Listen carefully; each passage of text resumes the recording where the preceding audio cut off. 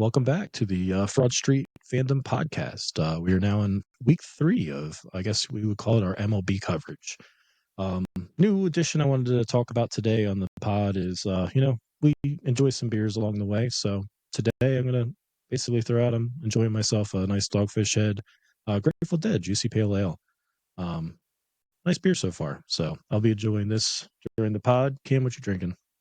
I've got the Calvert Brewing City of Gold that I've never heard of, but actually pretty solid New England IPA. Looks like it's in up in Marlboro, Maryland. Yep. So kind of local, I guess, but yeah, pretty good beer. Yep. And Brock, you're sticking with it, OG? Yeah, I got Miller Lite, still representing Hooters, of course. Miller Lite. Miller Lite. So, but yeah, it's one of the things that, we like to enjoy is, craft beers. So, as people send in some thoughts in the mailbag or Twitter, send us some breweries, beers, any kind of suggestions. I need suggestions because Brock like definitely needs some suggestions. But yeah, we might feature some of those on upcoming episodes. So yeah, looking forward to it. Let's dive into the Phils. Mediocre week at best, I guess. At best, yeah. I mean, the last time we talked to everybody, they opened up the series against the Cardinals. First game, Nola, I wouldn't say shit the bed, but it's a typical Nola game. He pitches okay, gets to about the fifth inning. He gave up that double, 2-run score that inning, and we never were able to put anything back together. So. Yeah, I mean, only 3 hits in the whole game out of the lineup. Mm-hmm. So, I mean, obviously we got a whole bunch of... and they were tired. Things, traveled. Yeah. A lot of players slumping at the bottom half of the lineup. So I think we touched on it last week. Marsh, Boom, Kepler isn't doing great either. So until those guys get their bats going, you're going to see a lot of these same results, right? Not much protection from the top hitters unless they're the ones scoring all the runs and getting all the home runs and stuff. That's the only way they're going to score at this point. So, bottom half's got to pick it up. Right? Exactly. Yep. So, and I mean, you can't really blame Nola for that game. I mean, he gives up 2 runs. 2 runs, yeah. I mean, with that lineup and the offensive numbers that you're supposed to be putting up, you should expect to be able to win those games. So, I mean, he certainly hasn't pitched great this year so far, but I mean, there's a little bit of luck on both sides that can certainly change things. Yep. Game 2, we follow up after, losing the opener, which we have mentioned before, never want to do, but at least we came back with a win. Sanchez, it's great. They've won all 4 of his starts this year. Or won all 4 of his games that he's had. I don't think he's got the win on all of them, but at least they've won the games. He's pitched phenomenal this year. Yeah, to start it out. So, Casty offensively that game, 2 doubles. Looks like he had 3 for 4 with 2 RBIs. So yeah, he's actually been really good this year offensively. Yeah.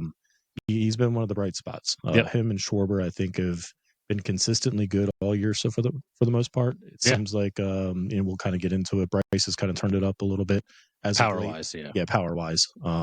So it's good to see that some guys are actually hitting the damn ball, because bottom of the lineup certainly is. It's just automatic outs once you get past those guys. Yep. Plus they turned 6, 5 double plays in that game for Sanchez. Also, that was really good on defense. Yeah, and like I said, it's Sanchez has been great. Hopefully you can keep that up. I know he was good for the most part last year too. So whatever.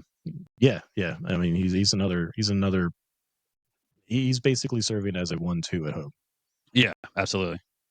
So, and then unfortunately on Sunday they got the their asses handed to them. Let's just say it that. Yeah. Again, their bats don't show up. Yeah. 3 hits. Wheeler worrisome at this point. 2 back-to-back starts. He gets touched up the week prior, and then goes into the start thinking that the Cardinals lineup isn't what it really used to be. It's not really something to be really worried about. You have your ace on the mound, and then he gets touched up for what he gave up 5. Yeah, 4 earned in 6 innings. Only 3 Ks, so not the typical Wheeler that we're used to. I think that's the more alarming thing, is only 3 Ks. I think the velocity was the same, though. I don't think because he had a big velocity drop or anything. I didn't hear anything specifically calling that out, so I don't know exactly what was wrong. But, yeah, again, offense, you got to score some runs, and you're only getting 3 hits. And it was Harper had a hit, Muto had a hit, and Sosa had a hit, and that's it. Yeah. So, not great. No, not what you want to do with a 500 Cardinals team. Those are the teams that you want to build lead on, or exactly. had some wins together. So because when you do play teams like they ran into with the Giants shortly later, a 4-game series with the Giants, they follow up the loss 7-0 with a nice 10-4. That's your guy, Cy Young Walker. Yeah, Cy Young Walker. It came right back to normal, huh? Yeah, I mean, we kind of expected that, though, right? Oh, At some point, he was bound to fall off like he usually does. Mm-hmm. So we had a good run, Cy won. Unfortunately, you're not going to get any awards this year. Yeah. So that trophy case is going to stay a little bit more empty and some I literally called him the ace, too. I literally commented on there. I was like, oh, man, our ace is on the mound today. We're good. We're good to go. And then I was like, 6 runs. And I was like, oh, no. Well, we started out well. Scored 3 runs in the bottom of the first. And then, he follows that up with 6 in the next They inning. like doing that, though. They score first inning, and they're like, oh, we're home. We're so good. And then they just go, we're going to take the rest of the game off. Like, sorry. Yep. Yeah. And I mean, to continue talking about the Giants, their lineup's performing. They've got some hitters on their lineup. A lot of the batters that we haven't really heard of that are just kind of going out and getting the job done. Yeah. And they've definitely surprised me, this week, seeing them. We talked about it last week that they're one of the teams that kind of beat up on us when we go out west, and now they're taking it back over to East and beating the piss out of us in Philly. I mean, if you look at it, they have 4 losses on the year. Yeah. So, and we gave 2 of them. 6 now, right? Or 6, yeah. So we gave them 2 losses, but so you're basically splitting the series with the Giants. But like you said, they surprised, I think, a lot of people. Yeah. And they're actually performing. So game 2, we go into. My app is killing me here. Yeah, no, it was Luzardo Verlander. Yep. Yeah. So Verlander won, his first start against Philly as a Giant. 5 2/3, 4 earned. Luzardo 5 1/3, 3 earned. So Luzardo gave up some runs. He's been he's been good lights out this year. Obviously, again, we talked about their lineup. Their lineup is hitting very well. Luzardo got touched up a little bit, but then the bullpen Giants had 8 hits. 8 hits. I think they had 10 hits or 12 hits the game before. So they hit the ball. Yep. And they're moving runners around the scoring. They're scoring. So, and they went up against pretty much our aces, or not our aces, but you know what I mean. They didn't go up against Wheeler, but you're going up against Sanchez. You're going to go up against Luzardo and Nola. And Saiwan. And Saiwan. Yeah. But and then I mean, honestly, I think Tuesday, wasn't it the 40-mile-an-hour wind gusts? The wind was just crazy that game. There was, I think, a play that the Giants outfield just dropped the ball because he couldn't see where it was going to end up going. Yeah, that's because we actually gave up the lead, and then we actually tagged back on, mostly because of the wind helping us out there. Their left fielder misplayed it, and we that's where we took the lead. And I think Harper had a late home run too that tagged, added a little bit more insurance there. So after the nice win, get back on the winning track, they follow that up with another loss. Again, 11-4. Nola did not look good. No, he didn't again. Just gives up 4 in the first inning. 4 walks. He was wild. Just velocity was an issue. Not great start to the year for Nola. I mean, I think this is his worst start or worst stretch in his career. Not even just the start of the season, worst stretch of his career, that he's just 0-4. He hasn't ever lost 4 games in a row, I believe. Something weird like that. But you need to get Nola back, because if we're going to contend with the powerful lineups, we got to start having pitching kind of come through. Especially with it being the first year of that contract he just signed. It's dude, you can't be doing this now. Well, and it's I also question too. He's pitched a lot over the last few years, especially he always goes out there every 5th day. He doesn't miss starts, and he's giving you those quality starts. Whether it's the run differential or not, he's throwing pitches. He's pitching 6 innings for the most part. Yeah. And we've been in the playoffs for the last few years, so he's always been one of the key contributors there. So he has a lot of innings under his belt, and I think he leads the league in innings over that time span, as well as his numbers are up there in strikeouts and things like that. So he certainly has pitched to the contract that he received. Yes, but we're hoping that continued success. Exactly, it's not done already. Yeah, don't just pay him for what he's done. Pay him and still get contribution out of him. Yeah.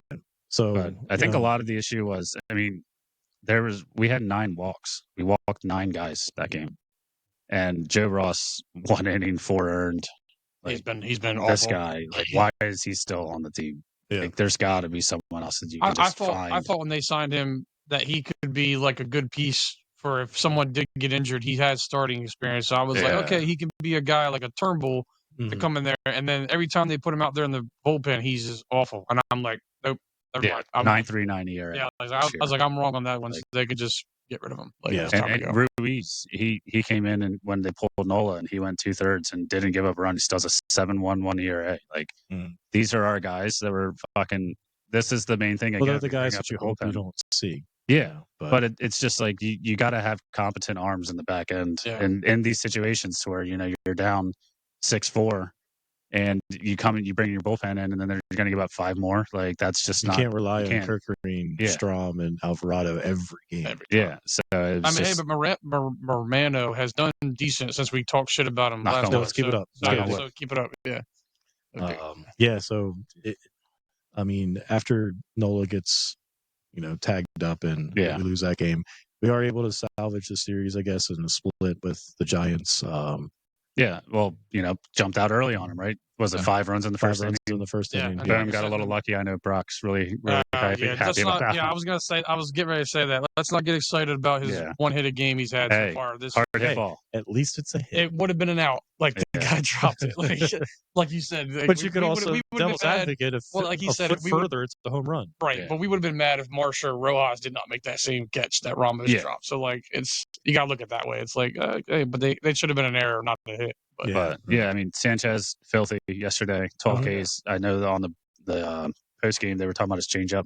I think he threw it a ton. They were not hitting that at all. 40 or 60 something % of his pitches. A lot of them were the changeups. He had 12 Ks, and I think it was like 8 of them were on the changeup or something crazy like that. So you love to see that.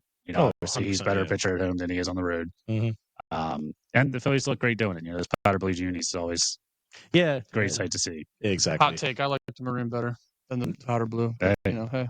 I like I guess if I had to rank them, the red jersey that's behind you, Cam, I love that whole uniform scheme that they had. The one I'm wearing is the best one they have, so they should just continue to wear that when they're home. I'm a powder blue guy. I love powder blue. It's such a sick uni. I guess my next one would be the original, maroon that they used to wear. I don't think they wear that too much anymore, but they need Kelly Green. That's what they need. They can't wear it anymore. Yeah, they had to get rid of it. They got rid of the red jerseys. They had to pick a certain amount they could. I think they can only have 4. Yeah, that's what I believe. Well, MLB, let's get on that. Let them have as many as they want. You sell jerseys. That's what. Exactly. Like, I don't understand it. It'd be like Oregon football. Yeah, right. Just like all kinds of random designs. Chrome everywhere. And then I mean the Phillies are opening up a series with Marlins. The Marlins right now. They're actually playing right now. So Wheels. I mean, I guess we can kind of talk about it because we're here. But Wheels had a pretty good start. He's like, they only give up 2. Bats came alive a little bit. Harper rushed a home run early in the game. So hopefully coming back home after that stretch of road games, maybe the bats are coming alive a little bit. Yeah. And as we mentioned, it's like we know they play as tough. It's like we got to handle. You got to you got to handle them. After this last week, I mean, I want 3. Sorry, let's get a sweep here. Terrible throw by Boom. Just took Bryce off the base. Yeah, but I mean, it is good to see the bats kind of wake up again. Kind of early on, there was it 6-0, and then at the end of the second inning. So now it's 7-2. So again, they're jumping on early. The opposite of what they did to start the season. We couldn't hit a starting pitcher. We could only hit off bullpens. Now we only hit starting in the first 2 innings, and then we don't hit shit off the bullpen for the rest of the game. Yep. It's like I hope and pray. Like, hey, we scored runs, guys. Don't get mad at us. Like, now just don't lose the game. Exactly. Let's wait for the bullpen to blow it. But we are getting run support, so that's always nice to see. So we can kind of settle down and keep it going. Boom so far today, 1 for 4. Rojas 2 for 4. Rocking a 292 average now somehow. Damn, look at him go. Look out, Marsh. And Kepler. I mean, those are swinging bunts. Kepler's still rocking a 0 for 3, so nothing new there. Yeah, I mean, it's tough to see because he hits, like, I think a couple games ago, he hit the ball very hard, 2 at bats, and just went right to a shortstop. And I think another one went right to the left fielder, or right fielder. But he's putting the bat on the ball, and he's actually making really good contact. He's just a little bit unlucky there. So I'm hoping that because I'm rooting for the guy. I actually like that signing in the offseason, so I'm hoping he can turn it around and actually be productive and It would be nice for him to actually hit a freaking home run for us. Yeah. Or I don't think at he's hit this once point, we'll take a game, fucking too. hit. Yeah. Yeah, just a hit. We'll take one hit. Let's not get too selfish. And I'd much rather him play left field than them put Schwarber out there. I didn't understand that move at all that one day. I was like, what are we doing? Like, the last I time think he played. they wanted to keep JT's bat. Right, but the last time Schwarber played left field last year, he pulled his groin, was out for 10 days. So I'm like, we don't want him out at all. So let's just keep him at DH, please. Just let Ted hit the ball. Exactly. I love that video of him running. So funny. Always makes me laugh. Always makes me laugh. So, well, we kind of talked about the Giants. I think I might as well just jump into this. I looked at the standings over, after we finished with the Giants series, and what I thought was surprising is the top 4 teams in the NL are all from the NL West. That division's insane. So yeah, the Padres are leading the division now, 15-4. Dodgers 14-6. Giants 13-6. Diamondbacks 12-8. Rockies 3-15.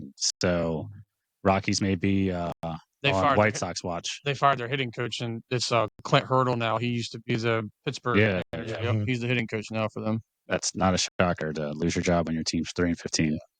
But, 2 of those teams we kind of figured were going to be towards the top. I think the Giants are all surprising us. And, I think a couple of us thought that the Diamondbacks would still kind of be in that playoff I thought they'd be higher, yeah. So I think 3 of the teams are there. I think it's more surprising just to see them all. Yeah, because their pitching. I thought their pitching would be the reason they'd be up there. Mm-hmm. Yeah, the Padres, they're surprising me, right? Like they do have a lot of names. They have a lot of talent. Have they lost at home yet? They lost once. Yeah, they lost one to the Cubs this past week. Yep. But they're 12-1 at home. That's crazy. They played 13 home games and only 6 away. So, I know, yeah. Good on them and getting that early start at home. But 15-4, that's very surprising. Second place Dodgers, they're still sitting in second. Mm-hmm. And then Giants are only half game back of the Dodgers. They're 13-6. So again, the Giants kind of surprised us, right? Their lineup's getting it done. Their pitching has been okay. So their run differential right now for the Giants is plus 32. Obviously, they had a little bit of a gap on us. Yeah. Phillies win. There we go. Good job, Phil. Ring the bell. But so we'll see what continues out of that division, because obviously if you've got those 4 teams, they're all not going to end up over 500. Well, and the thing is they haven't played each other either. Yeah. So I think that plays a role into they're beating up on bad teams, they're beating up on the NL East. They're that's what's putting them up, all of them up towards the top. Yeah. So we'll certainly see how they play against each other. I'm looking forward to that San Diego Dodgers series, because I think that's going to be one to watch. Yeah, they hate each other too. So which kind of adds into it. So, how about the Braves, Mets? What they do over the last week? So the Mets are 6-4 in their last 10. So actually, looking at the standings, it's pretty funny. They're 6-4 in the last 10, and everyone else in our division is 4-6 in the last 10. Hey, look at that! They made so Phillies, Marlins, Nats, Braves are still struggling through at 5-13. They took 2 or 3 against us, and they kind of fell back off for a little bit. So they did get Strider back. Hit around pretty good. He'll figure it out, right? The guy's a stud. So Acuna hasn't come back yet, but it's only a matter of time. Yeah, I think they were still saying sometime in May. His velocity was right. They also wondered if it was just adrenaline for being the first start back. So they said you got to see if he continues to have the velocity the same. Yeah. So I still think the Braves are going to be contending for this division. Absolutely. When it comes, it's only a matter of time before they start rattling off. Season. They'll be okay. They'll figure it out. It's entirely too early to. Yep. I think it's nice to see Mr. Soto struggling a little bit. Yeah, I'd love to see that. Yeah, I guess he doesn't have the same protection he had. I was just going to say he was he kind of, I think they tried to say they took it out of context, but he said he's like, hey, it's the first month, and he was saying I don't have the best hitter in the league behind me, which I was like, Judge is not the best hitter in the league. But your fault. I'm like you could have signed with the Yankees, but then also he has Alonso behind him, Alonso's playing very well so far. I'm like. They have to worry about Alonso behind you, so you should have pitches that you could hit. But hey, you got your big contract, so you. But maybe Alonso's getting better pitches to hit because Soto's in front of him. So it kind of plays and it goes both ways, right? Right. Yeah. So, but no, it's always nice to see him struggle because never been a big shimmy. I hate that shit so much. I can't stand seeing little kids do it now. Oh, it's annoying. It's like Soto's batting 221 so far this year. Alonso's batting 343. Yeah. And that was the guy that nobody 268. wanted to touch in the offseason. Yeah. Like I said, I think it's just because he's a big dork. But the polar bear. The fucking worst. But no, got a like lot I of said, birds I on that think it's going to come down, obviously to the wire. It's going to be the Mets, hopefully the Phillies, if they can continue to, on their upward swing. And then obviously the Braves are going to be up there too. So, yeah, I mean, you would hope that Marsh and Bohm at least figure out to be able to bat at least 200, right?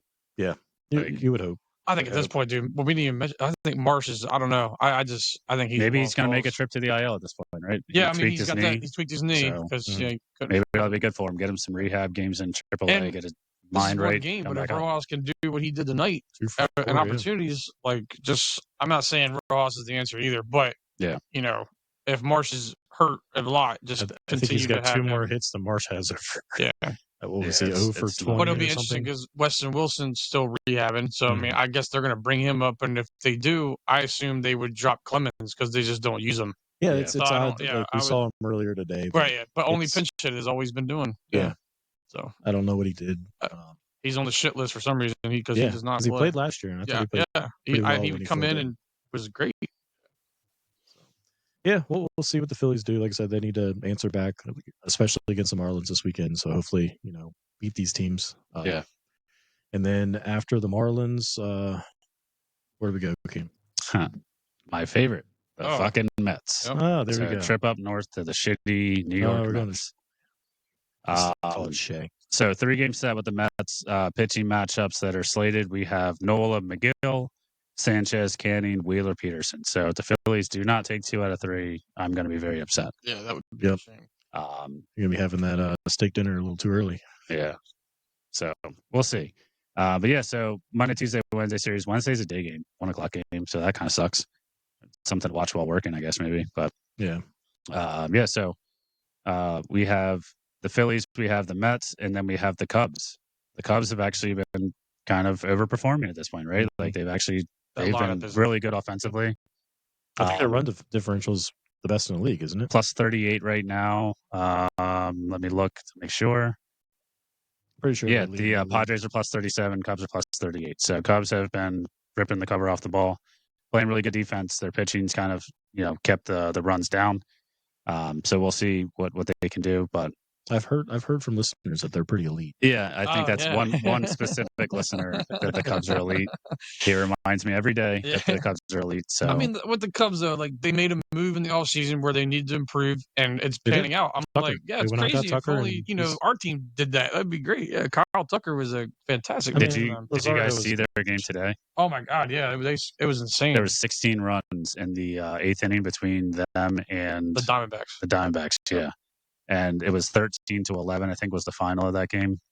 Wow. Yeah, so sounds like our bullpen. The Diamondbacks, it was 7-1 going into the top of the 8th. The Diamondbacks dropped 10. So they had 11 total. Then the Cubs turned around in the bottom of the 8th and then dropped 6 more. Wow. And it went in 13-11. Insane game.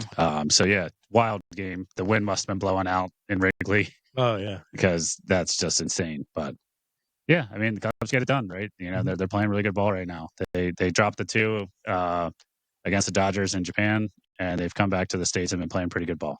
Good. So they'd be 13-7 in the United States, right? They're leading the division, right? Yeah, they're top of their division right now. How are the Brewers doing? 10-9. 10-9, about 500. Yeah, so they're only a couple games back because the Cubs have the 2 games in the pocket from the Japan series. Mm-hmm. So they're leading the division. They're a game and a half up. Reds 9-10, Cardinals 9-10, Pirates 8-12.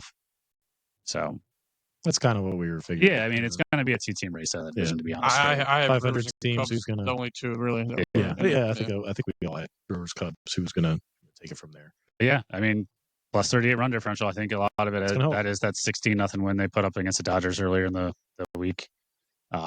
That some of it got tacked on from a position pitcher, but the game was out of reach anyway. That's why the Dodgers threw a position player out there. So, oh yeah, they threw Rojas out there, and he was pretending to be. It was actually pretty cool. It was funny. Yeah, but it was pretty funny to watch. Well, I like the one comment I saw. Someone said the Dodgers are losing 16-0, and yet MLB still found a way to talk about the Dodgers. Yeah.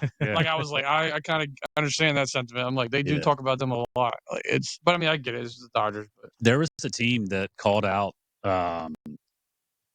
I forgot who it was, but it was like they were like Shohei Ohtani hit the home run was on all caps. Yeah, the Nats. The Nats were like, where'd the caps lock go? They were they said, where'd the caps lock go? And then they said Ohtani had a double, and they were like, well, show Dylan Cruz single who took the lead. Like they were like, what's this? Like, what is this about? Yeah, it was national social media. That was funny. That's great. And then actually speaking of the Nats, that James Wood guy. Oh man, he's balling. He's been good. Yeah, he's the guy that played at Delaware, the Blue Rocks. Oh, really? Yeah, 6 home runs, 13 RBIs, average really low, but when he gets a hold of it, that motherfucker's gone. And it's opposite field power too. He's not pulling these. He's a big boy. He's prototypical, big bat. Yeah, strikeouts. Yep. Doesn't hit for average, but he'll crush the ball when he hits it. So I mean, Phillies, Mets, Cubs, and then to the Nats. Yep. So no, like I said, it sounds like some wins there, especially a lot of division games. So that's what we want. To be able to beat up on our division, but also put ourselves ahead of your division opponents, mostly the Mets and the Braves.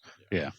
So transitioning over into NHL and NBA, both the Flyers and the Sixers, respectively, their seasons are over. Now they're looking for lottery balls, and hopefully we can get some luck. We'll cover some of the the playoffs as they continue on. They're just now getting started, so we'll kind of dive into that a little bit. We're not going to spend too much time in those, but maybe say, hey, do you got this series, that kind of thing. So, but if anybody wants us to, just contact us, and then we can talk about it if you do actually want to hear more about it. Yeah, Brock's a really big Lakers fan, so if you guys just want to, my God, no. To clarify, you want to hear his hot takes. Kobe Bryant fan, hate LeBron, so I had. But he loves Lucas now. I don't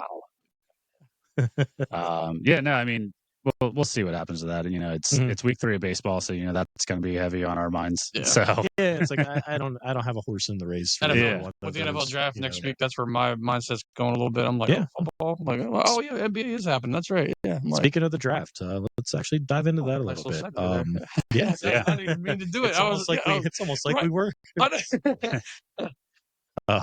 So there's a lot of some young talent coming out, some guys I think that are overhyped. I think that just comes with the quarterback name and just NIL, whatever you want to call it. I think there's a lot of hype. Eagles draft 32nd, which we're not sure if we're going to be at 32. No, I mean Howie's going to Howie. Yeah, it's Howie season. Howie Cook, Yep. We'll see the biggest need I think the Eagles have is edge rusher. I mean, Brandon D-line, linebacker, D-line, but it's like if you can get edge rusher, Brandon Graham retires. We haven't gotten anything out of Bryce Huff, so if they can go out and add some more young talent onto that D-line and get some production on the edge. And Brandon Graham did say he said he's excited for Nolan Smith to even progress more. I mean, he was high on Ojomo too. Yeah, Ojomo, and then I'm excited for Jalix Hunt. I like him a lot. Jalix Hunt. Yeah, Jalix Hunt. Sorry. Yeah. I can't pronounce these people's names because I look at it and go, that's how I think I say it. Just wait until I cover this next one. I'll butcher that. I mean, I think the Eagles obviously need is D-line.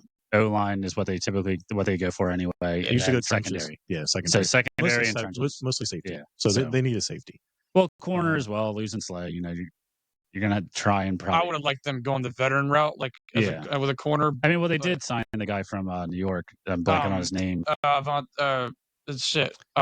Dory Jackson. Dory Jackson, yeah. So if he's going to be the starter, then sure, then you may have that kind of locked down. But again, they always love to spend draft picks on secondary, D-line, O-line. Former Giants worked out pretty well. Yeah, they do.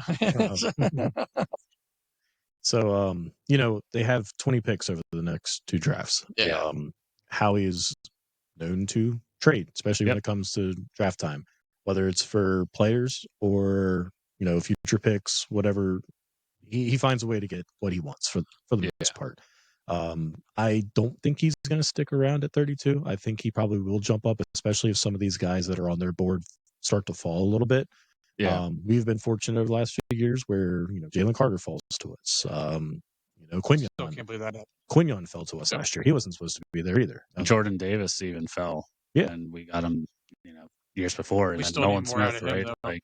I mean, he's coming up on his fifth. He's coming up on his 5th year like you said, I think they have to let him it could know. easily be Carter and Ojomo next to each other. instead of Davis. Yeah, well, I think the Davis thing, I think they have to let him know by May 1st or something about his 5th-year option. He's large, but it's like he's large where he can get in the way on the run, but he can't really He get doesn't to put the up the numbers, but Yeah. it's like as long as you're like clogging up that hole. Right. And then especially when Carter's gonna get double teamed, it's like, dude, you gotta eat. I mean, obviously Milton Williams took advantage of that. Yeah, I think one of the biggest things with him is we were hoping that he would be able to play as much as Jalen Carter was. Yeah. And the conditioning he's not getting he's not like, don't get me wrong, the guy is a freak athlete. Yeah. As big as he is, he should not be able to move that fast. Yeah. But it's just he's not out there as much as Jalen Carter is. So I think that's where Milton Williams basically took that role and basically flourished. I mean, he was better than Jordan Davis. Yeah. So I mean, I think I can't remember what the number is, but I want to say it's like $15 million that you have to sign if you gave him the 5th-year option. Oh, right. Yeah. But it's, do you see the production there? And maybe what it is, okay, what do we get in this draft? Do we get another tackle that can fill his role and let him go? Or do we, maybe we miss on our guys, we give him that 5th-year option and then hope next year in that draft we can address the tackle position. They love to draft Georgia guys. So maybe that's where their safety comes in, if he falls that far. I think Starks would be the better chance we have of getting. I don't think we're going to get Javon. If we stay at 32. Even if we have to move up slightly, like we could, but I don't think Javon Walker is he's just too good. I don't think we can get him. He's a dream at this point. Yeah. Another name that I've heard that the Eagles have been linked to is that Donovan Izaraku. That's the one I think I butchered, but he's a local kid. He comes highly touted. A lot of guys were kind of throwing similarities to Brandon Graham of type of leadership and things like that. So I don't have much on him other than what I've heard on like the radio and stuff like that, but people are high on him. So does he fall to 32? Or they stay there and take him there? Maybe. I don't know if they're going to jump up in the draft to go get him. I think they're going to, try to get. I would say, like you said, Cam, you said earlier, they might trade back. That's probably what we would say. It wouldn't surprise me if they move back, right? Like, it wouldn't surprise me because Howie doesn't typically move back. He typically goes forward, but at this point, like, you've got a pretty solid fucking roster. Yeah. You have some holes, yes, like secondary, D end, D line, like D tackle maybe, but see, I would almost rather the opposite. It's like you have so many picks. Why would you trade back to get more picks? Like, use some of this capital that you have. Exactly. And try to move up in the draft and get the guy that you want that's going to be the next, let's say, Jalen Carter or, Quinyon Mitchell. Someone's going to be on the team this year and it's going to contribute right away. I mean, you could also look at it this way: is maybe they're not high on anyone that's really in this draft, and maybe next year they're going to trade back, get some more capital, get another first or get another high pick in the second or something, then move up next year and go get the guy. Yeah. Plus, we know this draft is going to be. There's at least going to be 3 quarterbacks taken. We know that. There's at least they even said there's going to be at least 3 running backs taken. Yeah, and that's where the hype's coming from. Yeah, and there's even 3 tight ends they think could go too. Like so, I mean, just looking at the top prospects off of this is NFL. Ashton Genty, highest grade player. I honestly think he's probably going to the Cowboys. Yeah, 12. I mean, it makes sense, right? It does. But I don't know if he might not even last that long. Like Vegas might grab him at 6. Yeah. Yeah.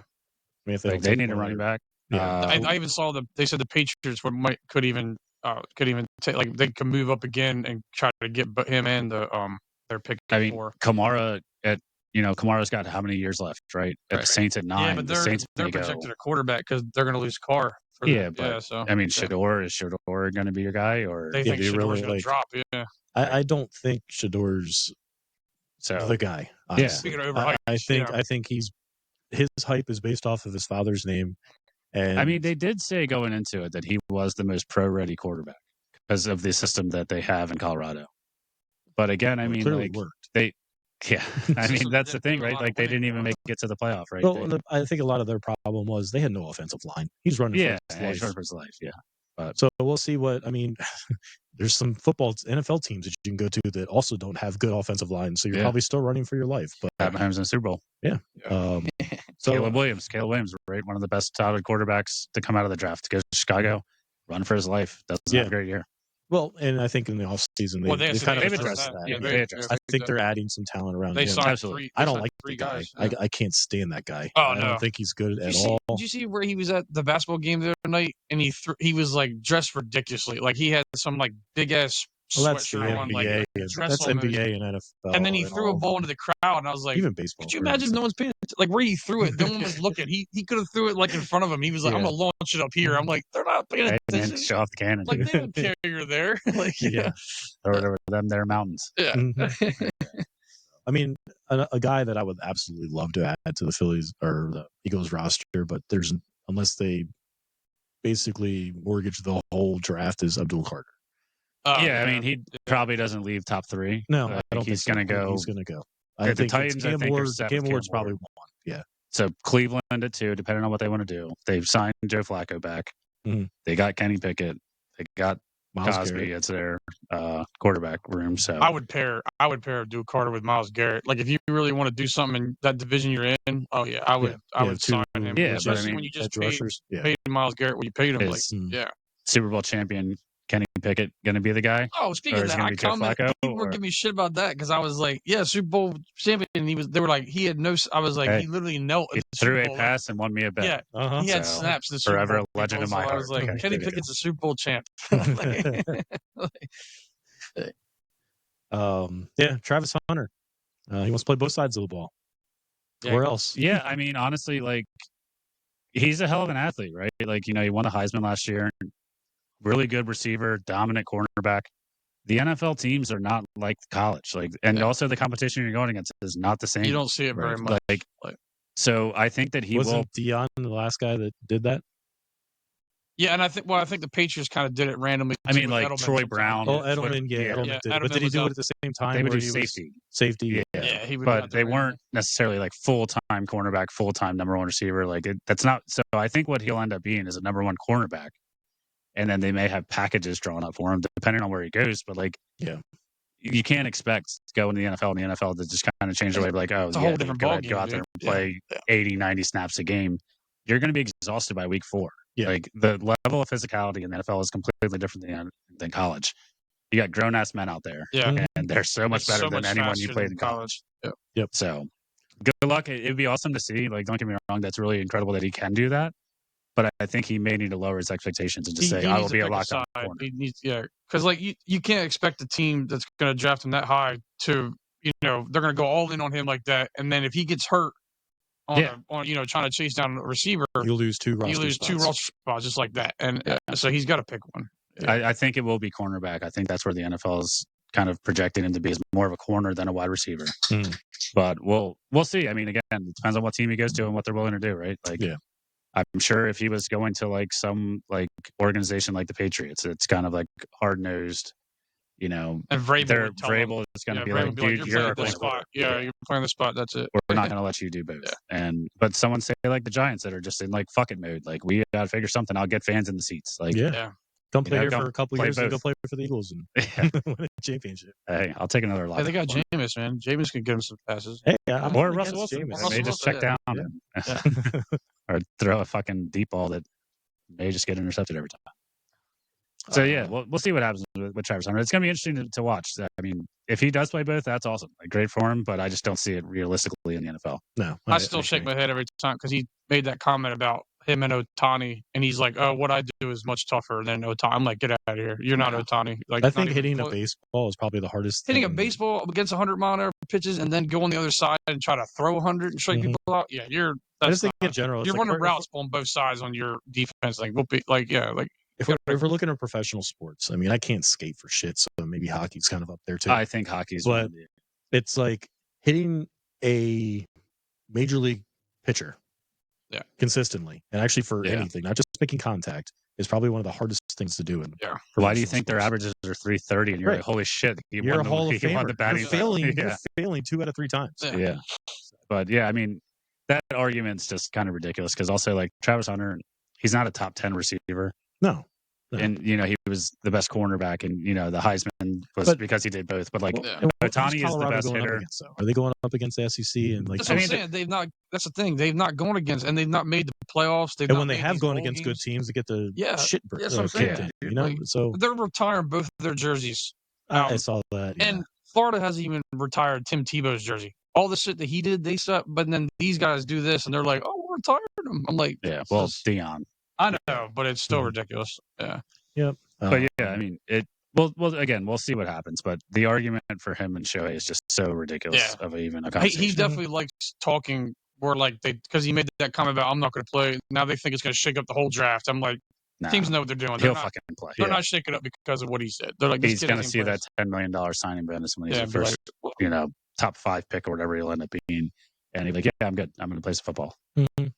A guy that I would also love to fall to us, and I think it's not necessarily a hole yet, but probably would be Tyler Warren, another Penn State guy. But if we can get if there's a way that we could get another tight end, because I do think that Dallas Goedert stays are limited. I'd be shocked if he's on the team after next weekend. Yeah, so I hope they keep Goddard. I mean, I really do like Goddard. The main thing's injury concerns, but I really do like his production in the playoffs. The Packers where he just stiff armed that dude 3 times, and he was like, I had to give him one more. Like a lot of his injuries are just one. Remember the one a couple years ago where he was stiff arming the Cowboy guy, and he basically came down on his arm, broke his arm. And it's like that's kind of like a fluky football play, but.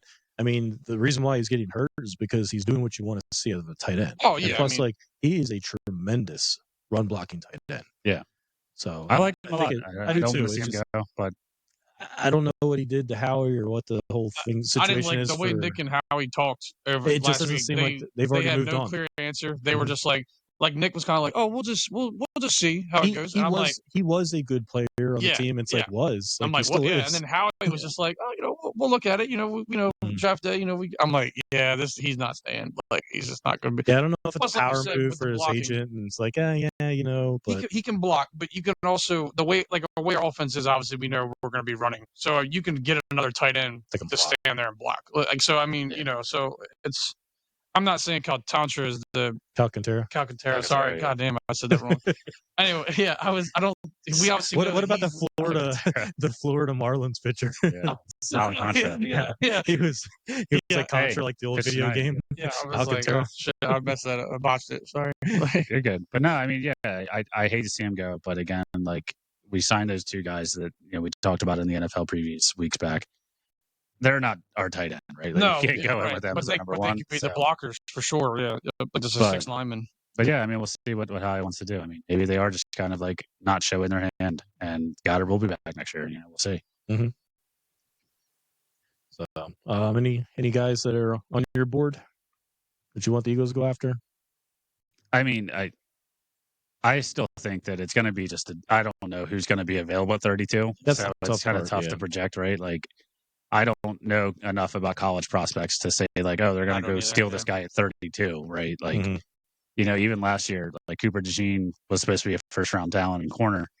He gets picked up by us, second round, 33rd or 34th pick or something like that. He was the corner that I knew more about, and then we draft Quignon, and I was like, well, who's Quignon? I did hear Quignon was the number one. No, but I just was didn't know that he was going to be someone we could even get. I knew Cooper was the one they were talking about, and all of a sudden it was we got both. Oh shit, Howie, go ahead, man. And then obviously that worked out. Fantastic. Yeah. Well, and it's it's funny because you hear about these guys that have been first round talents that fall to the second round, or even third round for that matter, and they actually Howie gets them. Yeah. Kobe Dean, he fell, and then you have DeJean, he falls. So it's. I don't know. They're good at the waiting game and still getting their guy, which is tremendous. If I had to throw a name out of who the Eagles may draft, I'm just going to look at DNs or edge rushers, and we're saying there's going to be probably 5 already taken, so we're going to go down. James Pierce Jr. out of Tennessee, welcome to Philadelphia. Calling it early. He'll be the one we go who? No. Derek Barnett 2.0. There you go. Yeah. No. I'm going to go the Raku. Donovan he's the 5th rated. Yeah. I'm going to Raku. Yeah, Donovan. I think he's going to be their pick. That's pretty much what I'm 32. Like I said, the Georgia players, I would like Starks. If that's what we're going to go, and I think he could get down that far, I'd take the safety Starks. But other than that, we'll just see how he does. Because there's even other teams. There's always some dude drafted that you're just like you said, there's going to be 3 quarterbacks that are drafted that aren't necessarily. Because when Khalil Mack got drafted, they were like, oh, Khalil Mack got a Buffalo. And I'm just like, cool. Who's that? And now he's obviously been, solid defensive end for a long time. So it's just there's always players like that. You're just don't know much about that guy, but good for him. Yeah. I mean, I guess if we want to run down the prospects from Georgia, so Michael Williams, Jalen Walker, Malachi Starks, Smail Mondon Jr., Tate Ratledge. That man looks like he's pretty funny in the locker room. big white boy with a mullet and a mustache. So yeah, they're probably going to be maybe a handful and be Eagles next week. Yeah, I think Starks is probably only because we lost CJ. You got to. I don't think the other guys are going to last that long unless they jump way up. Yeah. So. I think Jalen Walker is probably going to go like top 10. Yeah, Micah Williams will probably like I said, he's the dream. So. He's the dream player, but it's like, not going to happen. Yeah, that's the Eagles draft coverage, right? yeah. We'll see what they do. Next time we talk, we'll know. Yeah, we'll know who we can. We'll do our best to butcher our way through who they took, and whatever Howie does, it seems like everybody in Philadelphia is just like, Howie knows best. So whatever he ends up doing, until he proves us wrong again. Arthega-Whiteside and he's made some wonders. And Rager, but I could have Metcalf. Maybe I'll look and see what the old betting. See what the old betting opportunities are and see what we've got. Oh, on draft picks and stuff. Yeah, maybe we'll see James Pierce Jr. Hey, there you go. Yeah. Hey, as long as AJ's not traded either. I know, because you saw where he was joking about it the other day. He got a Pacers jersey. Oh yeah, number 11. Second time he got. I was like, what the fuck, dude? Like, no, he's not going anywhere. Like, first time was Brady on April Fools. Yeah. Dude, that would be worse than the Sean McCoy thing at this point. Like, I'd be pissed if he's gone. I'd be like, hey, at least he's got a sense of humor. Hey, if he's trolling New England fans, but there's the casual fans that like they fall for that. And they go, screw him, man. Fuck. I'm like, no, he's kidding with you. Like he knows exactly what he's doing. He knows his audience. He can piss you off just like that, and it worked. Yep. So, but yeah, you don't trade a guy like that at all. Yeah, just no. So, all right, let's jump into the mailbag. I think we've got a couple of interesting things we can talk about. Yeah. So we kind of touched on this a little bit earlier, but so Kevin from Wilmington, longtime listener, second-time writer. So yeah, if you guys want to stop hearing Kevin's questions, send in some more mailbag. Kevin, we appreciate it though. We do. We do thanks, love it. Y'all are great. Love the podcast. I do have to ask, what's your secret to keeping your sanity when you at best split a series at home against the Giants and get outscored 25-14? Boom said baby back rib. Cubs are elite. So yeah, he sent this in Wednesday night. So obviously it was after the Wednesday game. We got smoked. Came back Thursday. We won. So the run differential ended up being a little bit better in the Phillies' favor. What would that be? 29-20 in the Giants' favor. Giants, they're good. Like we just talked about it. They are a good team right now. Offensive team's been very good. Going into the series Monday, they had 75 runs in the 15 games. So that averaged out 5 runs per game. Pretty solid. Mm-hmm. They took 2 out of 3 against New York. They swept Houston. They swept Seattle, and split a 4-game set with us. So Phillies taking 2 out of 4, pretty good now. Looking at at that rate, respectable the way they've been. Phillies, the bats are going to go. How did the Cubs do in Japan? Got smoked. They did have a series that was good against the Dodgers, in the States, but. I mean, the Phillies, again, we talked about it. Like, the bottom line, their bats will get better than what they're at right now. We can't have Marsh is not going to go 2 hits on the rest of the year, right? Like, Boom is not going to be batting 170 at the end of the year. Maybe. Starting pitching, we have some worries, right? Like, Wheeler, besides tonight, he dealt tonight, didn't pitch very well. Nola, not pitching very well. Saiwan, obviously, that's dead. Whatever. We're done with him. Ranger hopefully is back. Next start of Taiwan's, but we'll see. Bullpen, dog shit out of Ross, Ruiz, Hernandez, I think, is the other guy that's kind of maybe in tournament. He's not very good either. Romano hasn't been great. Alvarado's even been kind of iffy. The only one that's been really good. I mean, anytime he gets in the game, it's 30 pitches. I was just going to say 30 pitches. 30 pitches. I think Strom had an inning the other day. It was like 7 pitches. Yeah, that's the one save. Those are the types of those are the innings I'm looking for. It's like a stress-free inning. What we have that? Like, that's crazy. Yeah. But the key to sanity is right now it's the Calvert Brewery. It's like City of Gold, New England IPA. Exactly. Go find it at your local liquor stores and try it. Also, it's April 18th, dude. Like we've got a long season ahead of us. Mm-hmm. We can't be losing our minds 20 games into the season. So, like that run differential you Cubs have. Yeah. It's a shame if that thing went away. Yeah, so we'll see what happens with that. But again, I mean, Eagles were 2-2 last year. Everyone was freaking losing their minds. Sirianni when the guy I was fired, Nick. Yeah, I was doing that one. So we have the same record we had last year before we started. We went on a 7-game run. I think. Yes. So I mean, it's very similar to what we did last year. We didn't start out, on fire last year either. So, it's middle of April. So a lot of baseball. But as far as keeping our sanity, though, like yes, the beer helps, but it doesn't mean I'm still not in my living room, like losing my fucking mind out during games. Like I'm just like, oh, here we fucking go again.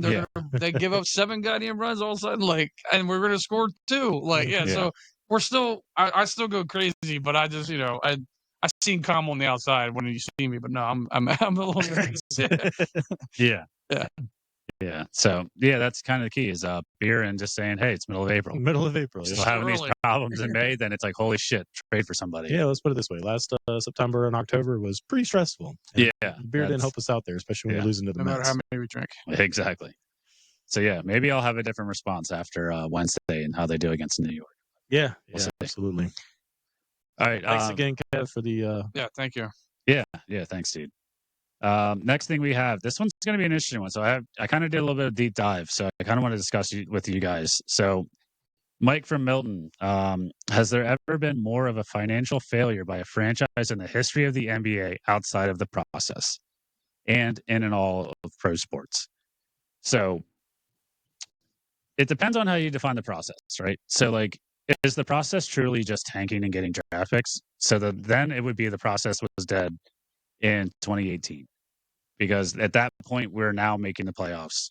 We're no longer tanking. You're taking these assets that you obtained and hoping to put a team around together. I mean, the failure is that Okafor was a bum. Noel, bum. Noel, I think his better days were when he was outside of Philly. You go up against Ben Simmons. I still swear if Ben Simmons put any ounce of effort into the gym to get better at his craft, he would be one of the best shooting threes during the offseason. He would be one of the best players in the NBA. And I would stand by that. But the guy was just lazy. He wanted to get paid. He didn't even care. The shitty thing is you kind of saw that. Yeah. Coming out of college, he went to LSU. He didn't give a fuck. He didn't even make the tournament. Yeah, he didn't make the tournament. He was in the NIT. Yeah. It's like he just wanted to get drafted. So unfortunately, that didn't work out. You get Embiid. We've mentioned it before.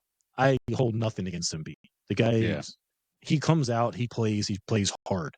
The problem is right now his body's just giving up on him. I mean, he's fucking huge, so I don't expect him to play. Well, me, I'm loving this, guys. I'm like, it's failed. I mean, we've gotten to the playoffs. So the unfortunate thing is, with injuries and you take away a freakish bad bounce of a basket by Kawhi Leonard. Yeah. And what a process is viewed very differently. Exactly. At that point, right? Because if you win that game and you go on to play Golden State, who's injured, they lost KD at that point, so that's kind of a different thing as well. But they ended up getting it done. I mean, Kawhi obviously is a hell of a player. I don't know if we have a Kawhi on our team, but we have Embiid that was playing well at that point. Would have been different. But well, that was the Butler days. That was the Simmons days. Like we had a team that could compete. It's just they fell just that was short. Your best effort there. When Butler was there, I was like, look, they actually made a move, but then obviously they picked Tobias Harris over him, so they've not been really doing good stuff.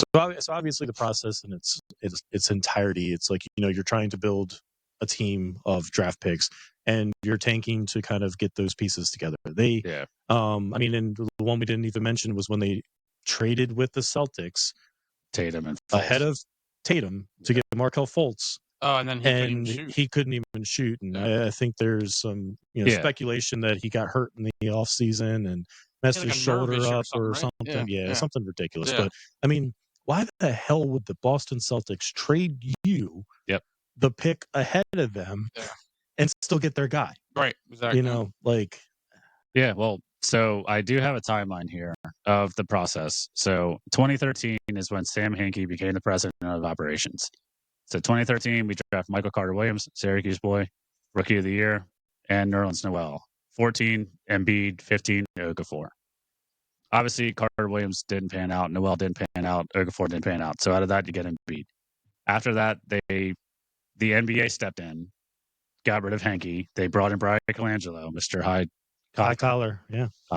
Also a weird ending with him in Philly. Yeah. His wife's burner. His wife had a burner account, and they had his kid take his. Yeah, it was. So 2016, Colangelo comes in. We draft Ben Simmons. The following year, we trade with Boston, draft Fultz over Tatum. Obviously, that went very bad. Mm-hmm. We signed JJ Redick. 2018, we make the playoffs. Colangelo is fired because his wife's burner account comes out. It's not great. Elton Brand comes in. I think he was in Los Angeles Clippers organization at some point or some level, and he brings Tobias over to us. Fuck that. As well as Doc Rivers. Tobias is god awful. Kawhi shot. Jimmy goes to Miami. JJ goes to the Pelicans. We then sign our old friend Al Horford for some fucking reason. Mm-hmm. What a waste of money that was. Well, it's the reason is because wow, this guy plays really great against Joel. And you know, whenever we play Boston Celtics, let's sign him on our team, see if he helps.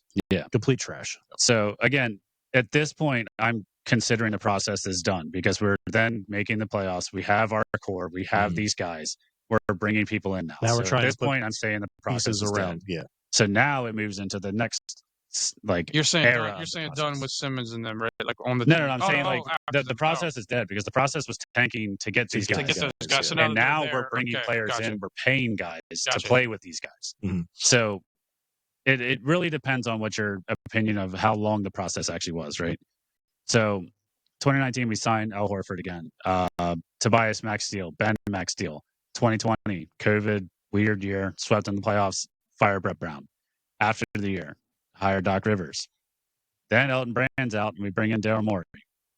So we bring in Daryl Morey. We draft Maxey. Great pick. Love Tyrese Maxey. Signed Dwight Howard. Trade for Danny Green. We're the number 1 seed. We lose to the Hawks in the playoffs. I think that was the year that Ben Simmons was just passing up open layups. Yep. And Matisse Thybulle. So that's where it's just like, all right, Ben's clearly gone at this point. We sign Andre Drummond. We trade Ben for Harden. We bring in Harden. They lose to Jimmy Butler in the Heat in the Eastern Conference semifinals. That was the famous Tobias Harris over me. Yeah. They picked that guy over me. Yeah. It's just crazy. And then 2023, Embiid stayed healthy, MVP, lose to Boston. Jason Tatum crushes us. And it's like, here we go again, the Fultz thing. And then, we fire Rivers. And here we are now, Nick Nurse, 2 years into Nick Nurse, and they can't stay healthy at all. And we're now hopefully going to be a top 5 pick, so where we keep it this year. I mean, how is that Nick Nurse's fault? Oh, well, it's not Nick Nurse's fault. They did say that him and Morey are both returning. Yeah. They did announce that. Yeah, but I mean, it's not Nick Nurse. No, he can only put players around the bench, and you're missing the big 3 that you signed. All 3 of them got Paul George, Maxey, and Embiid were injured this year. And Maxey's, I think, was kind of just like, dude, we're trying to lose. Take time. It was just his finger, and I was like, he could play it if he really needed to, but they were just like, go ahead. So now the process is back. So I mean, honestly, that's where it kind of really depends on what you define the process as, and in your opinion of how much of a financial failure is it. Because my thing, the process is 2013 to 2018. 2018, once you make the playoffs, process is no longer happening. Right. Because then at that point, we have our guys. We are then bringing people in, and our championship window starts. And it just didn't. So, ton of money wasted at that point. A lot of unsuccessful seasons. Probably wasted a career of Joel Embiid. After the process. Because during the process, we're not paying anybody. No. Correct. We're giving just veteran minimums. And I think JJ was the first guy they signed to bring in. So the only financial impacts that you have during the process would be, our fans coming in to the losing the ticket gate. I mean, how bad was that record the 1 year? Like, they were 10 and 11 and 71. It was very, very bad. But I mean, jumping over to other sports, right? Like, so the Yankees, just the past 5 years, so 2020 to 2024, they spent $1.1 billion. Yeah, they didn't win a ring. No. The Mets, same thing, $1.1 billion. They didn't make it even to the World Series. Yeah. Phillies, we spent $938,000. In 2020 to 2024. Million, or sorry. $938 million. $278 million this year. Phillies, 2010 season, $141 million. 2011 season, $172 million. No rings. Yep. Angels and Trout era. This one is shocking. $2.2 billion since 2011 that the Los Angeles Angels have paid players. And how much of that was Rendon? Yeah, I was going to say that's a lot. 170 quarter of it, right? Their record in that era of Mike Trout is 1,054 wins to 1,112 losses. So they're 58 games under 500 while spending $2.2 billion. Yeah, and not even bringing your guy back. And they're not. They made the playoffs. What, like 3 or 4 times? Just the one time. I thought just the one time. But have they made it out of the first round? No, they never made it. No, but I mean, I think they made it earlier on in Trout's career. It's just recently they haven't made it at all. Yeah. And then they fumbled the Ohtani thing. I mean, that's like you have him. You guys know that AL West is so tough. Yeah. Oh yeah. Yeah. Well, Houston, cheap ass. Oh yeah. But yeah, and then the Dodgers, they were always up there with payroll throughout, the 2010s, like all of Clayton Kershaw's career and payroll, they were always up there. But they did win it in 2020 and again last year in 2024. So and since they learned how to defer, now they're no longer in the Now they invented that thing. Yeah. So yeah, I mean, so again, there are some other examples out there as well as that's more of a financial failure as the teams that we mentioned. Obviously even calling our own Phillies, right? Like we're a part of that too. Yeah, like you said, in 2010 and 11, that's when we were paying we were like Roy Oswalt, Pedro, we were just spending money on just come on over. I'm like, they're all old. And we didn't get shit done. Yeah, and nothing happened. Like NFL, I mean Dallas. Yeah, well, we love that. So we love to see it.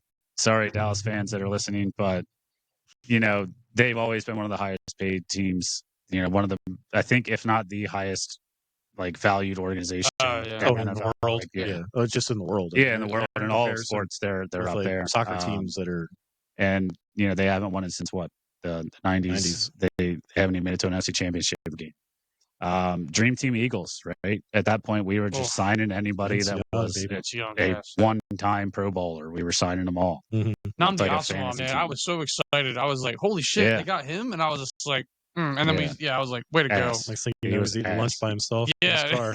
It's awful. I think he's like a director now, so good for him. Yeah, I think his wife was an actress. Is it Kerry Washington? Is that right? Oh, damn, he's got her. Oh, he's okay then. Yeah. Don't quote me on that, but I think that's what it was. And then, she kind of helped him get into, that industry. Yeah, I mean, Brock's. I was looking at myself like. Yeah, I know how to spell Asimov. Brock doesn't. So. I was looking up Kerry Washington. It's Kerry Washington. I was just looking up. I was going to do Kerry Washington's husband. I wasn't even going to type his name. Yeah, that's our TMZ coverage for the day. And then the Niners, right? Like the Niners, they made it a couple of times. They still didn't win one. But, they also went out.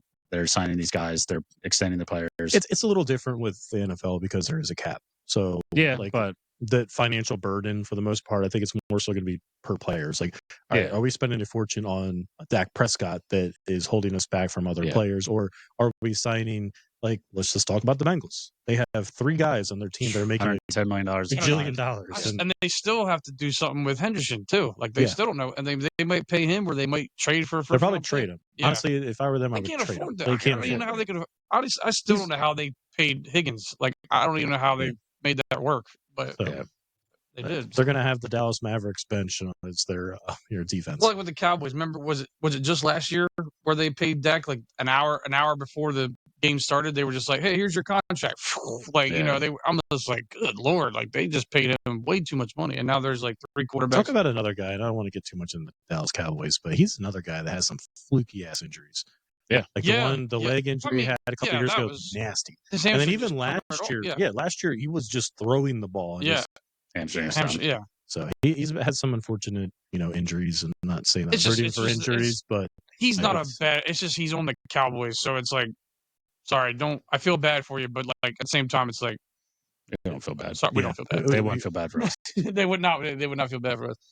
And speaking of their money, they still got to pay Michael Parsons, and he has a podcast also. He was on there talking about it. Really? With us, I see. Yeah, he was on there the other day saying he's being patient with it. With the podcast? No, with the contract. But he wants like Myles Garrett money. And I'm like, he'll get it. He's gonna get it. Yeah, he'll get it. He deserves it. And guess who else is gonna get it? Jalen Carter in a couple years. So that's. I mean, we've talked about this in previous episodes. Yeah. I think they're basically the Eagles are positioning themselves in a spot to where they can afford these guys like your Jalen Carters and and you gotta lock them up. You can't let them go. Yeah. Absolutely not. So. But I mean, I guess we kind of covered the financial, impact as far as like we mentioned the Sixers. I mean, it's just wasted bullshit contracts. But I think that's a lot of just bad GM at that point. Yeah, I mean, well, Lakers, right? Like they went out and signed all these guys. They won it in 2020 in the COVID year. Everyone kind of calls that like a fake bubble tournament. But I mean, they've been the same where they just go out and sign a bunch of players. They don't have LeBron ones. They did the year with Kobe. They had Gary Payton, Karl Malone, and all them. They tried to get that 1 year to go, and then it was awful. And then they had Steve Nash and Dwight Howard, and then Kobe tore his Achilles that year. So that it was all that was in the playoffs was just Dwight. Yeah. Which I wanted that. I was so wanting that to work out. Like when they signed Dwight Howard, I was like, oh my God, my two guys are on the same team. Holy shit. Like, let's go. And then, it didn't work out. So, Yeah. I mean, and I know we mentioned this last week also, is even comparing the Sixers right now to the Nets. The Nets, when they have Kyrie, Harden, and KD, that's probably just as bad of a financial failure as the process was. Can't even mention the Suns. Or even this year that we just had. Paul George, Embiid, and Maxey. Yeah. Trying to get this big three to compete. And they just, they played, a handful of games together. Like I don't even remember what the Maury said was, they all should 10. be 100%. I read that and I was like, dude, again, the that's problem, a hell of a comment. I don't know what Embiid's gonna have. Right, we don't know, but like I was like, should be like, guys, you better hope that they are like at this point. Like, at this point, you're hoping, you never know. You're hoping the ping pong balls go your way. Embiid just took too long to get that surgery. He should have had that shit. I think it's because they were weighing their options of, all right, well, what could, this is the one that's less invasive that may have a shot of working. Or we have this other crazy ass thing that we can do that probably still not going to work, but it's a lot crazier. It's a lot crazier. So let's go with the the minor surgery, or and I wouldn't necessarily say surgeries are minor, but the less not just impactful. Like his hip, like they were talking about. Like, so hopefully come draft time, maybe they get lucky. I mean, the biggest thing, let's just hope two teams don't jump them to where they lose their freaking pick. I think there's some very small odds of that, but hopefully they could maintain their top 6 at least pick. Maybe they get lucky and jump to 1 or 2. Yeah, we'll see. And Maury and Nurse are coming back next year, so like I said, I don't hold anything against Nurse. I mean, obviously you guys hope it's Cooper, right? You guys hope it's Flag. Well, you guys obviously. But see, with basketball, like it's like, okay, it's not Cooper. I draw a blank on so many college kids. I don't even know who. Yeah, I don't know who. I don't know either. Yeah. I don't think it's the same college basketball as it was back in the day when, we're watching the tournament. We're like, oh my God, this guy's going to be a superstar. Right. Yeah. And we knew everybody coming out of, your Kentuckys at the time always had your one done talent. I mean, half their talent is superstars now and they're bench guys in Kentucky. Like Devin Booker was a bench guy. Yeah. I don't have a good lens other than Cooper Flag. I know. I mean, we'll see. I don't know when the draft is for the NBA, but it's June or July, right? June or July. When's the ping pong day? Do we want to do a live stream for that? I get a ping pong table set up. There you go. But yeah, thanks, Mike, for the comment. He commented on Instagram, so that's another submission you guys can also do if you guys want to throw your feedback out there. We'll talk about it. Yeah, Mike, if we butchered that, just feel free to let us know. I think we tried to cover not only just the Sixers but some other teams throughout professional sports and how things work. But no, absolutely. Thanks for the comment. Yeah, and then the next and last one that we have is our friend Ethan, that's in our fantasy baseball league from New York City. His question is: fantasy baseball, is it skill or luck? And how Torpedo Ted's backdoor bombers season to date is great because it's a great case to support it's all skill. Okay, so Ethan's clearly talking shit because he's currently in first place in our fantasy league. I guess we can just kind of jump into the fantasy league recap at this point. Yeah. So my opinion on fantasy baseball is it's a little bit of both of skill and luck, right? Like injuries happen. That's obviously very unlucky. The skill is that you have to draft good players. You have to manage your lineup. You have to maintain, your waiver wire additions. Check it somewhat you have daily. To check your lineup. Thank you, Brian, for not. Leaving Sanchez on my bench with 12 Ks and a win. Yeah. And then even the luck on matchups, right? Like sometimes you'll play a guy that you have an ace, like say Christopher Sanchez is going to be pitching twice in a week. You may miss him where you get him once a week. Mm-hmm. So you get a little lucky there. And then just players slumping, right? Like a player may have a bad week. Like last year, I had Shohei Ohtani in my team. A lot of the weeks that he was doing well, I would win. If he had a bad week, I would lose. Like it's just the way it is. Yeah, and I think players also get through slumps. Where he's out today because he's on paternity leave. He's having his kid. Yeah. So he's not even playing tonight. But I think a lot with baseball is it's all based on where you're drafting, especially if it's a redraft league. Like if we're doing a dynasty league to where you're drafting farm, from the farm, and you have guys that are kind of stashed away for the future, you could build a pretty good team that way and kind of build for the future. When you're redrafting and you're all based on the luck of, hey, what position do I get?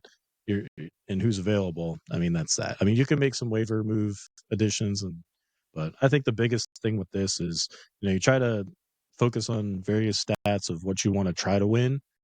And I mean, that's been my strategy. I'm not saying that I'm doing great. I think I'm in 4th or something like that until this week when I lose to Cam. Hey, a lot of week left. Yeah. I think I have a win because I'm playing Brendan. He's not doing so. Oh, you're playing Boo? Yeah, I'm playing Boo. Look at you guys. So Brock, what do you think? Is it skill or luck? What do you? I mean, you're new to this, right? That's what I was going to go. I was going to get into, like, when I drafted. I had a whole bunch of stuff in my mind thinking, like, does fielding matter? Does this matter? No. And then I learned that doesn't mean shit in fantasy Clearly, baseball. you didn't need to research. It's that own thing with the stats. Right, I know, but it was just like, in my mind, I'm thinking, like, okay, this guy is a consistent hitter. He plays every day. But then I'm like, this guy's a great fielder. Yeah, he can't hit for shit, but you know what? Errors, He's going to get those fielding stats that aren't even accounted for. But I mean, I got the big dumper, so obviously he's been hitting some home runs. I got Pete Alonso, so I mean, he's doing. Oh, there you go. So he's behind the second best player in baseball. So I mean, there's some guys in there, like I got Trout. Our matchup's 4-4. I know. That's what I'm saying. Yeah, a lot of week left. I got Trout, so obviously with his hot Sanchez start, pitch again. Can we pitch him on 3 days rest? I got guys like I got Mason Miller, I got Tariq Skubal, and Corbin Burns did not pitch good at all today. So yeah. And I mean, like, diving into Ethan's team, right? Is he still leading the league, right? Yeah, he's in first. So right now he doesn't have a catcher. So what the fuck, Ethan? You don't even have a catcher in your team. How are you in first place? Then Belly, Jimenez, Paredes, Edmund, Judge. Judge is the reason why you're winning everything. Lord, I'm last. I didn't even know. Chisholm, cheating ass with the torpedo bat. Jason Dominguez, clearly a Yankees fan. Ben Rice, oh my god, definitely he has the whole Yankees roster. Teoscar Hernandez is doing well. And then you've got pretty much every Yankees pitcher that can be imagined, and Schwellenbach. So Schwellenbach off to a great start. We'll see how long that lasts. But Ethan, I do not think you're going to win this league. Just a heads up, buddy. Hot take, yeah. Hot take. Yeah. Hot take, Cam. I mean, Ethan will eventually just not check his team. So yeah, that's the biggest thing too, because like baseball has sometimes a game starts at 12 o'clock, and you're sitting there going like, shit, it's a weekday. I thought they all, most of the time weekday games are all 7. Like so you're sitting there and you're just like, shit. So played at noon. Like, oh my god, did I change it? Is he in my lineup already or not? Like the main days you need to worry about are Wednesdays and Thursdays. Yeah, that's the random. Thursdays and because that's where it's like they may not play that day. Mm-hmm. So it actually is probably pretty much just Thursdays, and then Wednesdays sometimes Thursday games. Yep. But mostly Monday, Tuesday, Thursday, Friday, Saturday, Sunday. Sunday obviously is mostly a lot of day games, but you'll find a lot of the off days would be Thursdays. Plus you run into like some games have been postponed, so then all of a sudden you're like screwed there because you don't have a backup in that spot because you thought he was going to play, and then you're like, well, I can't make a major transaction because I still need that guy for when he plays the next day. So like, right, yeah. So yeah, it's all luck. It's all luck. I'm pretty sure I'm big on luck. Yeah, it is. It's all luck. But great case to make it that it is skill, Ethan, when you're just drafting all of your Yankees. So yeah, again, we'll see how it happens. A lot of year left. A lot of things can happen. But yeah, thanks for the submission, Ethan. Yep. Brock, what do you got on Twitter? So the one thing we have that ridiculous trade offer. Speaking of the draft, like we were talking about earlier. So Kobe Leibowitz of Yahoo Sports suggested that the Eagles trade for Jalen Ramsey, but they trade Devontae Smith away. So like we're like looking at that going, that's pretty ridiculous. It's a pick swap too, right? Yeah, it's a pick swap too. Yeah. So we would go up to 13. Go to 13 and then then go 32. Yeah, they go 32. And then obviously, like we said, I was looking at earlier, Jalen Ramsey's $24 million a year. Yeah. But I mean, Devontae does have his contract, so it's a contract swap of that. But you're going, how old is Jalen at this point? He's on the tail end of his career, in my mind. He's got to be at least 30 at this point. He's born 94, so he's 30. He's 30. He's only 30, yeah. He's just turned 30. But Devontae Smith is obviously like mid-20s. Mid-20s, yeah. And he's great. You don't get rid. He's the dagger. You don't get rid of him. I mean, honestly, the biggest thing that I'm happy about is that this trade did not come from a Philly media person. Right. Because that's where this type of shit comes from typically. Drunk Phil's fans or whatever. Yeah. Right. And then I haven't seen anybody really on board with it. Like there's no one out there going like, oh yeah, go get Jalen Ramsey. No. I'm like, no. Like he's just won the fucking Super Bowl and we're already trying to read the team. Like my argument there is, okay, you're going to trade for an older safety or cornerback, and it's for what? Why not just sign the guys that you just let go?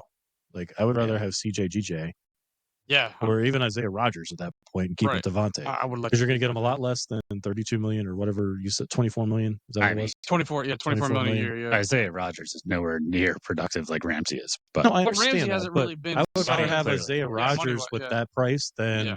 $24 million, no Devontae Smith, Right? and you move up to 13. It's like, all right, so theoretically, who are you getting at 13? Are I you would really say going maybe to you get you probably get fill a Walker. big gap that way? Yeah. I mean, at that point, they would probably draft another receiver. And that's where that kid from Arizona, Tetiora, whatever his Oh, I know. Yeah, name is, might be falling there. But, I mean, regardless, yeah, like that's... But is he going to do anything better than the Slim Reaper? Probably not. No. And I don't like the straight. Like, just to be clear, like I do not like the straight. I'm just I happy don't that it think didn't come any from of Philly us do. media. Yeah. But like you said, I was just saying, like, to your point of Isaiah Rodgers, is that Jalen Ramsey versus Isaiah Rodgers is completely different. The other thing, too, with this Jalen Ramsey thing, it's like if they don't find a suitor, probably going to cut him anyway. Yeah. So you can sign him after the fact. Why are you worried about the pick swap? And he's also kind of just like a hothead as well. Like, and who knows if the chemistry will be there with the team. Like, we'll see. Yeah. So there's also a lot of these pages on Twitter too, or X, that there's a page called All About the Birds, which they're verified because they paid for it. So they Did you pay for ours? We verified? No, $10 a month. We're not verified right now. But no, they have a mock trade, which would never happen. Is that somehow we would trade with the Steelers? We would trade our 2025 second round pick and a 2026 third round pick, and we would get TJ Watt. No, for a second and a third. This is what this page actually is thinking that could happen. I'm like, there is no way in hell they are trading TJ Watt to us. Like, so, especially for the second round picks, that would be what, 64? Yeah, and then 2026 third round. Like, with all those picks we have coming up the next 2 years, they don't want any of those for TJ Watt. Like, come on, Mike Tomlin. Yeah, I was was like, for I'm that. looking at this page going like, you guys just like. It's got to be like a 15-year-old running that Oh account. my god, right? His Yeah. parents' It's like debit card or someone's burner. I think people need to run those trade ideas through like Madden first. It's like if Madden declines it, it's probably not going to work. Yeah. TJ Watt will not be an Eagle. Yeah, I was like, there's no way. And there's people on there going like, hell yeah, get TJ Watt. I just want to comment idiots under each one. Like, you guys are so dumb, man. Like, hey, if the Steelers were ever that dumb, then bring in Rodgers, ruin your whole team, throw in another third round pick while you're at it. Fucking hell. Obviously, TJ Watt would be fan, but that would never happen. Like, you see something like that, you're just like, dude, stop. Like I said, Pittsburgh need a center fielder. We could send to Marshall. It just cracks me up. Twitter's so full of people like that. They just slap an Eagles logo on there, like an eagle or bird. They verify themselves and they just go like, "Hey guys, I got sources. Like, I got these hot takes." And I'm like, "You're full of shit, dude." Like, well, no one's going to take us seriously if we don't get verified ourselves. I know, right? They're probably like, these jokes are not even verified. Who the hell's this guy? Like, Phroad Street. They can't even spell fraud right. And so another funny news though. So we have Kadarius Toney. If you guys are familiar with him, he played. Oh, the Giant that we didn't want to bring on. Yeah. So he is retired, according to his IG. He is now considered a rapper. I think we have to call unwillingly retired. Mm-hmm. Yeah, we have to call him now Young Joka, like Joka. Is kind of like his career joke. Yeah, like a joke. Yeah. Can't wait to talk about him in the future. Right, but he's considered a rapper now. Hey, good for him, man. Yeah, maybe chasing that dream, dude. Maybe he can throw some beats down for us for our intro. Yeah, maybe he will. Yeah, probably not. We just shit on him. Yeah, we did. Yeah, he's probably. He is Super Bowl champion. Yeah. He did score a touchdown. He'll really drop the ball on the intro song.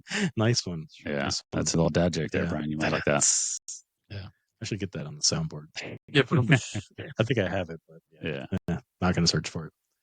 So, anything else on Twitter? No, that's pretty. Like I said, that's pretty. We got to get a little more engagement. Still trying to do that.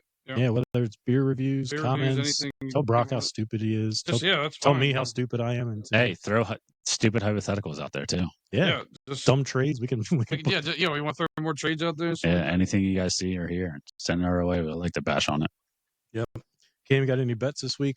I have tonight. I have bets on the Heat, and then what was the other one? I put Heat and the Grizzlies. Yeah, I bet on the Grizzlies game too. Been a light week in the betting because I keep losing all of my bets. So hopefully again you guys keep hit the Rory. I did hit Rory. So that was exciting. And the Heat won tonight, so I did win. Hey, it's exciting to win the money. I'm just gonna adopt the Cameron bet. It's like I don't want this person to win, so I'm just gonna bet them and they win. Yeah, so he won tonight, so off to a good start. And then I chose the Grizzlies over the Mavs. So we'll see what happens there. Yeah, I got a plus 330. Morant is playing. Yeah, I got Morant. Over 35 points, rebounds, and assists. Grizzlies by 3.5, and then the over for the game of over 217.5. So hopefully Morant just drops grenades, whatever else he's throwing into the stands these days. Shoot or shoot, you know? Yeah. Yeah, I mean, they're up 47-24 right now. Hopefully he's got all 10 minutes left 47 in and the he's second already got his quarter. thing. So Memphis is beating the piss out of them. And Dallas, they don't deserve to go to the playoffs after trading Luka and for AD. Like, they don't deserve that The shit. GM said Like, he still doesn't regret that trade. They asked him about it the other day, and he's like, still no regrets. I was like, you're an idiot. Isn't like, all right. So well, clearly he's got to defend his work, right? Yeah, but you can't be that like confident in what you did and still just reiterate like, oh no, I like my trade. Like, why the Lakers they extended Pelinka because he made the Luka trades. They're like, hey, keep this guy around forever. Like, Morant's got 12 right now. I got points, rebounds, and assists. So he's got 12 points, 3 rebounds, 3 assists. So that would be 18 total. Who's leading scorer? Bain. Right now it is Morant on the Grizzlies. But yeah, so stay tuned for some more bad bets. Fade me please on the posts that I make. I'm about to start doing it. Make a fortune. Yeah, might as well. Someone's got to. Yeah, I mean, speaking of the basketball playoffs, I mean, I know that sometimes you'll have baseball teams that kind of limp into the playoffs at 500, but they got teams under 500 making the playoffs. I mean, playing games a joke. Playing tournament. It's literally just games. Sorry, yeah. You got the Heat that are 37 and 45. Yeah, and they're in a playing game. Yeah, I mean the play-in. It's the biggest. You have the 7th seed has to play, or one of those teams has to play 2 games before they even go in and face the number 1 seed. The 1 seed just sits there and waits, and I'm like, that's just unfair to them. Yeah, like, if this was baseball, they'd be complaining. So when we're looking at the bracket, I have the bracket pulled in front of me. So the 9 and 10 out of the West, the Kings are 40-42, Mavericks 39-43. The Warriors and Grizzlies are tied. They're 7-8. They're tied at 48-34. So the Warriors beat the Grizzlies. So the Grizzlies then get thrown in the winner of the Kings Mavericks. The Mavericks beat the piss out of the Kings. The Kings traded for DeRozan and Zach LaVine from the Bulls. Other side, we'll talk about that in a second. So the Mavericks had a shot to get in the playoffs. You're not deserved to get in over the Grizzlies at this point. And then clearly it's showing the Grizzlies are up by 23 at this point in the game, 10 minutes in the second quarter. And then you look at the East. So the 9 and 10, the Bulls 39-43, the Heat 37-45. The 7 seed Magic 41-41, the Hawks 40-42. The Hawks are playing the Heat right now, or just lost to the Heat earlier. The Heat are playing. The Heat are 37-45, and they're going to make it in as the 8 seed. And they got to play Cleveland. And the Magic were 41-41. They're going in to play the Celtics. But regardless, they're probably going to lose their first rounds. So it doesn't really cheering, matter. though. They were like, we want Boston. They were yelling that. I'm like, oh, yeah. That always works out. No, you don't. The biggest worry is if you're a fan of a bubble, like playoff or play-in bracket team, is that you're just going to be in this consistent hole to where you're just going to be in the middle of the pack. You're never going to get a lottery pick. That's 100% the Flyers, right? Those fans can't even get excited. Their team's already burnt out from playing. And once you get in, if you win the play-in games, you just get thrown to the Wolves, and you're playing the 64-18 Cavs or the 61-21 Celtics out of the East. And then you look at the West, you've got 68-14 Thunder and 52-30 Rockets. Like, those teams are not going to compete against those top-seeded teams. So, like, what's even the reason to have it? Like, just have your 1 through 8. And just because they love the playoff basketball. Naturally. I mean, everybody's trying to expand the playoffs in all sports. And they're also trying to. I mean, it's just get watered down. It's like you're taking these teams and they're not going on runs. And these tournaments they do in the middle of the year too. Like they think that's a joke. Also, that's so stupid. Like I know it's just another LeBron. I know we don't talk about this sport much, but even NASCAR is doing a play-in thing, our tournament in the middle of the year. Like it's all about just trying to get some random hype, and then they go, "Oh, we'll give some money to a guy who went." And like this means nothing for the end of it. Like how their playoffs set is nothing for that. Yeah, it's basically a money grab. Yeah, they're like, hey, let's just put some. They do the stupid colorful courts. Like they're so ridiculous looking. It's just it's a wild. LeBron award. Oh yeah. Because he won the first one. They were like, they hung their banner. Yeah, I'm like, that's a joke compared to all the other banners that are champions. In that stadium. Like, yeah. Is it more of a joke than the bubble? Yeah, that's not a ring. That's an asterisk. I would say that the bubble tournament was a little bit better than the mid-season tournament the NBA does. Yeah, I'll give LeBron that. I am a LeBron guy, but I'll at least. In case you guys haven't caught on, I hate LeBron, so just I'm kind of I don't like him. He more annoys me than anything. Yeah, toughest decision of my life. He's no, it's not.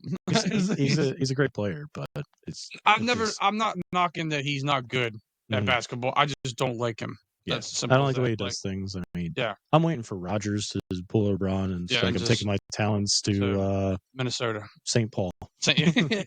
Coming to a Pat McAfee broadcast any day soon. Yeah, there you go. Yeah, is he gonna have kids behind him and all that too, or is he gonna be in like one of his little African saunas huts or whatever? Oh, he's gonna be in the darkness again. What a time that was! Good Lord. All right, well, that concludes week 3 of our MLB and just everything else coverage. Thanks again for listening, and don't hesitate to reach out. Like I said, we're looking for some content. We want to know what you guys want to hear. So yeah. Have a good one. Cheers, everybody. Cheers. Peace.